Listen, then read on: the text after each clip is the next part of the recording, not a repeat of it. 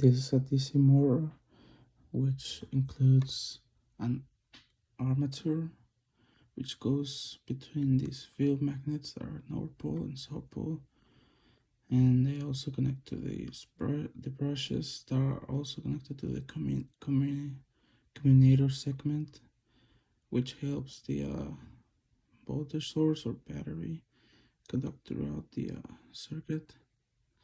And basically the principle of this DC motor is from converting electrical power into mechanical power.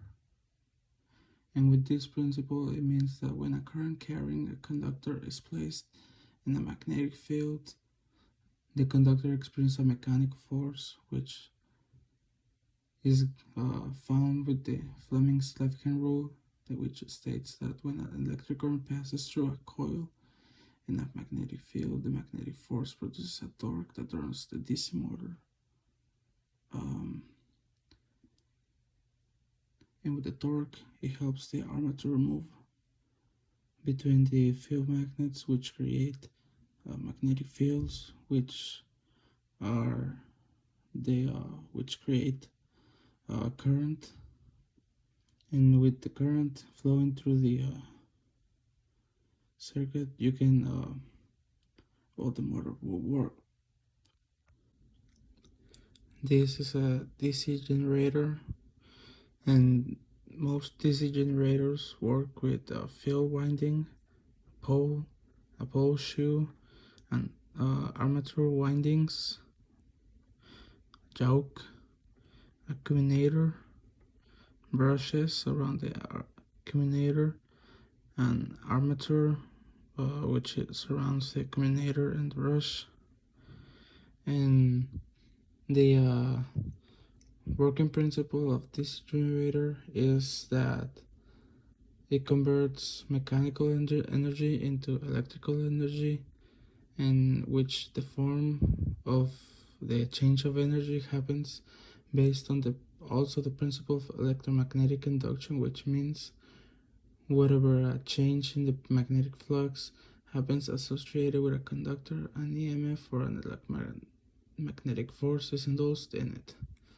Therefore, we can say also that a DC generator operates on the principle of the dynamically induced electromagnetic force, which is also what Faraday's law of electromagnetic induction states. And it goes like this: when a current carrying conductor is put inside a bearing magnetic field, an EMF is induced in the conductor, which allows the armature to create current. This is an AC generator which consists of a shaft, an armature, field magnets north and south, slip rings, brushes, and a galvanometer.